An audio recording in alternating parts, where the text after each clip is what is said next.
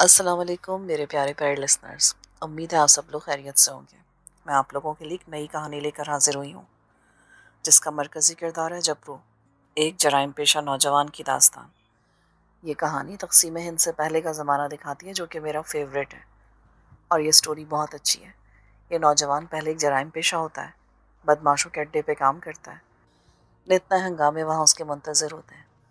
اس کے بعد وہ برٹش آرمی میں شامل ہو کر جنگ عظیم دوم پر جاتا ہے، پھر وہاں سے بھاگ کر وہ انڈونیشین جنگجو گوریلا فورس میں شامل ہو کر انگریزوں کے خلاف جنگ لڑتا ہے، لیکن بعد میں گرفتار ہو جاتا ہے۔